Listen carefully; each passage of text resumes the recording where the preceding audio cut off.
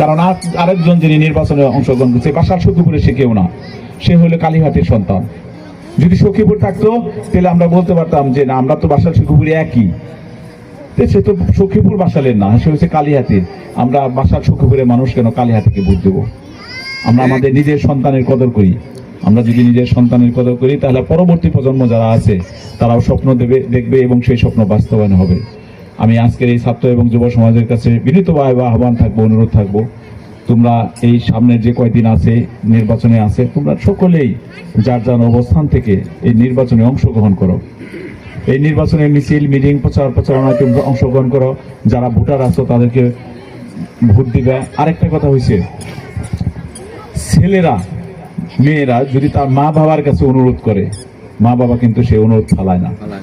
1991 সালে আমি ক্লাস 8-এ পড়ি।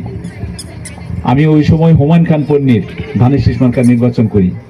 আমার ফ্যামিলিগতভাবে আওয়ামী লীগের সাথে ওইভাবে কিছুটা হলে সম্পৃক্ত ছিল। আমি যে সময় ধানের শীষের মিছিল মিটিং এর সাথে সম্পৃক্ত হয়ে যাই, তার পরবর্তীতেই সকলেই সেই নির্বাচনে ধানের শীষে হুমায়ুন খান পন্নীতে নির্বাচনে ভোট দেয় তাকে। ওই সময় কিন্তু বিএনপির এত প্রচারণা ছিল না, ছাত্রদলই নির্বাচন করত।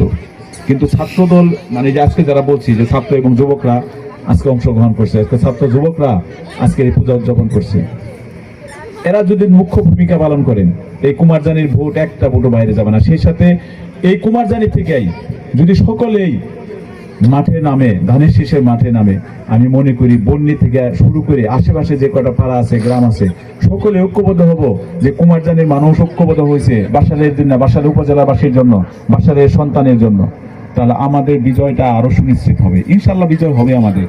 আল্লাহ তাআলা আমাদেরকে বিজয় করবে। সকলেই যেভাবে স্বতঃস্ফূর্তভাবে অংশগ্রহণ করছেন, আজকে 1 ঘন্টার নোটিশে যে মিছিল হয়েছে, ধানের শীষের মিছিল হয়েছে বাসালের বাস স্ট্যান্ডে, সকলেই যার যার অবস্থান থেকে, দোকান আছে দোকান থেকে হাত নাড়া দিচ্ছে। তার মানে কি বোঝা যাচ্ছে যে আমাদের সাথে ঐক্যবদ্ধ হয়েছে এবং যার যার অবস্থান থেকে সে মিছিলে অংশগ্রহণ করছে। আমি মনে করি যে আগামী 12 তারিখে বাসাল উপজেলার বিজয় হবে, বাসাল সখীপুরের বিজয় হবে এবং বাসাল সখীপুরের আগামী দিনে একটা মন্ত্রী পাবে, উন্নয়ন হবে। আমরা সেই সকল উন্নয়নে আমরা সকলে অংশীদার হতে পারবো। এবং এই কুমারজানিতেও এই আপনাদের যে পূজা মণ্ডপ আছে, এখানে যে আমাদের দাদার যে একটা বাড়ি আছে, এখানে শ্রীরাম সাধুর যেটা আশ্রম কেন্দ্র আছে, আমি সেখানে একদিন এই কথা দিয়েছিলাম যে অ্যাডভোকেট আহমেদ আজম খান সাহেব যদি এমপি হয় তাহলে এইটার অবশ্যই উন্নয়ন হবে। আজকেও আমি কথা দিয়ে যাচ্ছি, অ্যাডভোকেট আহমেদ আজম খান সাহেব আপনাদের সকলের ভোটে, সকলের দোয়ায়, সকলের সমর্থকে, সকলের পরিশ্রমে এমপি এবং মন্ত্রী হবে এবং আপনাদের এই কুমারজানির যত সমস্যা আছে সকল সমস্যার সমাধান করবে ইনশাল্লাহ।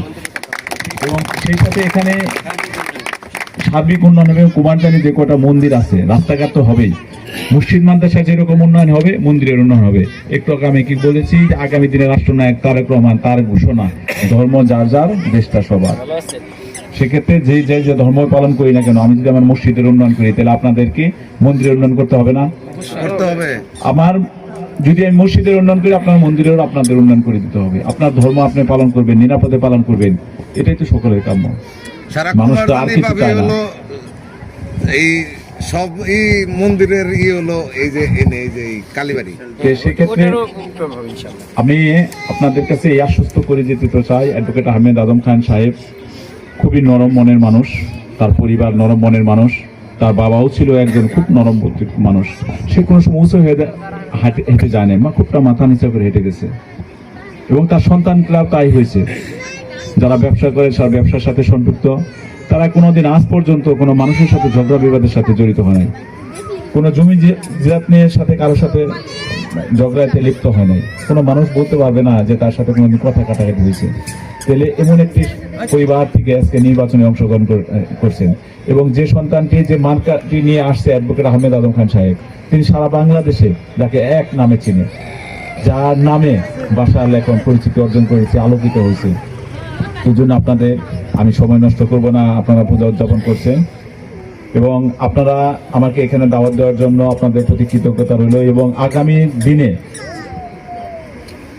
যে কোনো সময় আমাকে ডাকবেন, আপনাদের পাশে থাকবো এবং আপনাদের সাথে অ্যাডভোকেট আহমেদ আজম খান সাহেবও থাকবে, এই কথা বলে। এবং আগামী 12 তারিখের নির্বাচনে আমরা সকলেই সকাল সকালে যাই অ্যাডভোকেট আহমেদ আদম খান সাহেবকে ধানের শীষ মার্কায় ভোট দেব এবং বিষয় মিছিলে আপনাদের সকলকে শরীক হওয়ার আহ্বান জানিয়ে আমি আমার কথা শেষ করছি।